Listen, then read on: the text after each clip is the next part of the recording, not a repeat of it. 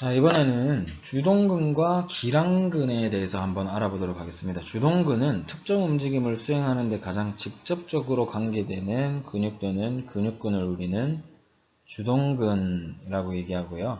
아고니스트라고 얘기합니다. 그리고 기랑근은 특정 움직임을 수행하는데 작용근에 반대되는 움직임을 하는 아이를 우리는 기랑근, 안타고니스트라고 합니다. 자, 주동근은 뭐 우리가 쉽게 얘기하면 주도자입니다. 그죠?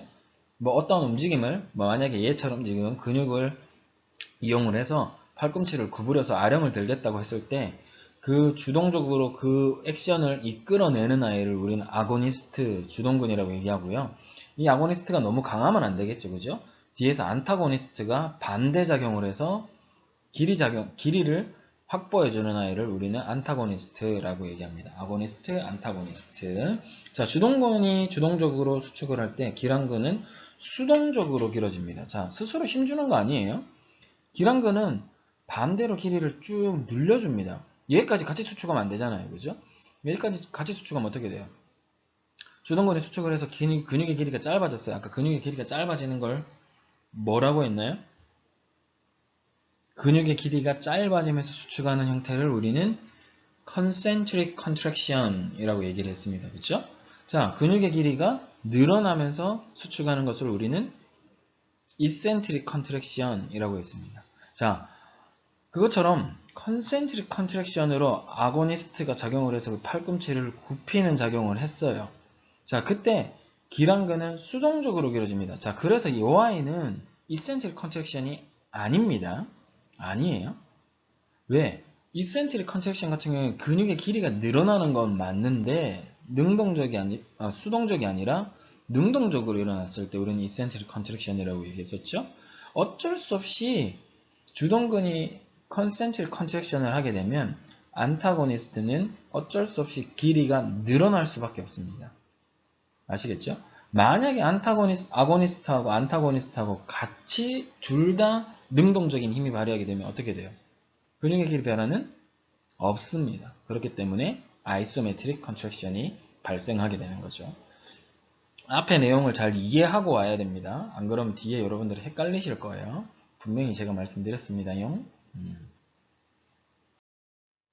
자, 제가 말씀드렸죠. 지금 방금 동시수축이 있습니다. 코 컨트랙션이라고 하는 건데요. 주동근과 기랑근이 등척성 수축이 동시에 활성화될 때 발생됩니다. 즉 주동근도 힘주고 능동적으로 힘주고 기랑근도 능동적으로 힘주고 이랬을 때 발생되는 게 코어 컨트랙션이고요. 그랬을 때 등척성 수축이 발생이 됩니다. 자, 근육의 동시 수축은 주동근과 기랑근의 장력에 의해서 안정화시켜서 관절을 보호하는 역할을 합니다. 근육에 힘은 내고 있지만 관절의 움직임이 없기 때문에 관절을 보호하는 역할을 하죠. 그렇죠? 자, 안정근과 협동근이 있습니다. 안정근은요. 주동근과 기랑근의 효율적 수축을 위해서 신체 분절을 고정시키는 근육을 우리는 안정근, 즉 스테빌라이저 머슬이라고 얘기를 합니다. 자, 협동근은요. 주동근과 기랑근이 활성화될 때 효율적인 관절 움직임을 위해서 작용하는 근육을 우리는 협동근이라고 얘기합니다. 자, 아까 전에 얘기했듯이 아고니스트는 어떠한 움직임을 나타내기 위해서 주도적으로, 능동적으로 막 움직이는 아이를 얘기를 했었죠. 그죠? 그때 동시에 발생되는 게 기랑근이었습니다. 그죠? 안타고니스트가 반대해서 수동적으로 근육의 길이를 확보해 주죠. 그죠? 자, 근데 이것만으로도 우리 움직임이 일어날 수는 있지만 효율적인 움직임이 일어나지 않을 수도 있습니다. 자, 그래서 효율적인 관절 움직임을 위해서 시너지스트가 반드시 필요한 거예요. 그죠?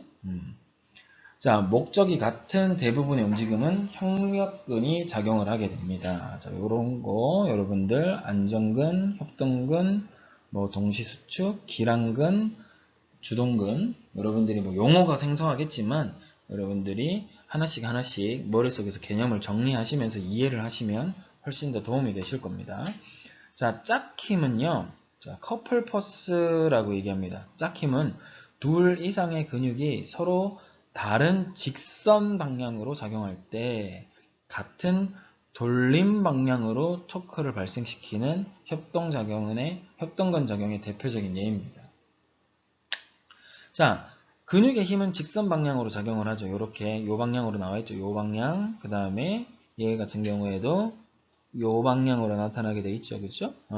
요렇게 됐을 때 얘가 돌아갑니다. 이런 식으로. 스카플라가 돌아가게 돼요. 돌아가게. 자, 어느 한쪽은 직선 방향으로, 요 방향, 미안해요. 손가락질을 했네요. 요 방향으로, 요 방향이죠. 그죠?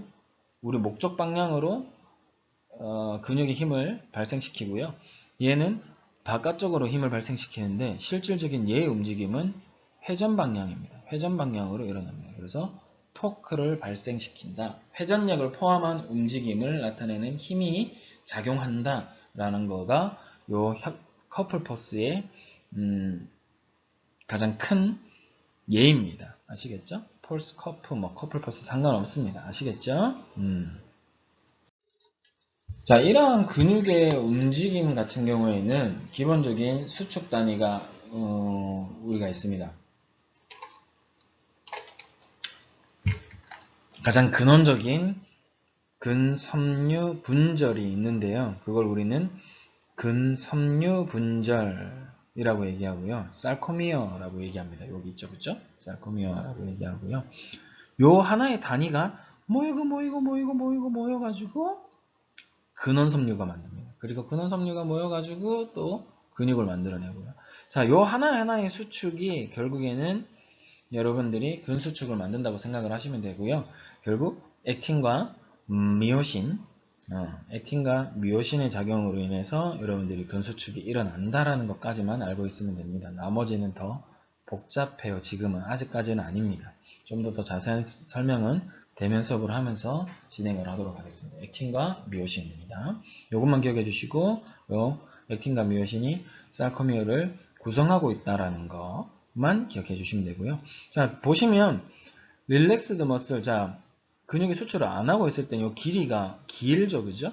근데 근육이 수축을 해버렸어요. 수축을 하게 되면 어때요? 근육 길이가 짧아져 있죠. 액틴과 미오신이 붙어있는 부위가 훨씬 더 많아지게 됩니다. 여기밖에 안 붙어있죠, 그죠? 요거밖에 안 돼 있는데 거리가 가까워지게 되면서 근육에 힘을 내고 수축을 하게 되는 겁니다. 아시겠죠? 자, 근육의 비정상적 움직임이 있습니다. 비정상적 움직임. 자, 얘 같은 경우에는 우리가 크게 수동불충분과 능동불충분으로 나눌 수가 있는데요. 자, 수동불충분의 경우에는 특정 동작 시 그 기랑근이 둘 이상의 관절에서 과신장되면서 주동근의 충분한 관절 가동 범위가 허용되지 않아 목적한 동작이 약하게 발생되는 겁니다. 자, 네 의지와는 상관없이 되는 거고요. 자, 능동불충분 같은 경우에 주동근의 단축에 의해서 효과적인 힘을 발생하기 어려워 목적한 동작이 약하게 일어나. 자, 둘 다 목적한 동작이 약하게 일어나는 것은 동일합니다. 동일한데요.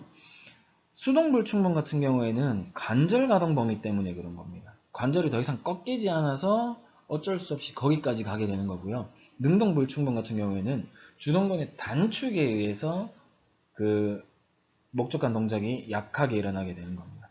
원인이 다르죠, 그죠? 내가 스스로 힘을 내는 주동근의 약진이냐, 불충분한 관절 가동 범위 때문이냐에 따라서 달라지게 되는 겁니다. 아시겠죠? 자, 근육의 경직이 나옵니다. 스파스티시티라고 얘기하는 거고요. 얘 같은 경우에는 나중에는 굉장히 중요한 내용입니다. 나중에는 굉장히 중요한 내용인데 근육의 경직은 빠른 속도로 근육이 수축되어 근육 톤이 증가되는 특징을 보이게 됩니다. 근육이 불수의적으로 경직되는 스파즘 상태를 우리가 나타낼 수가 있고요.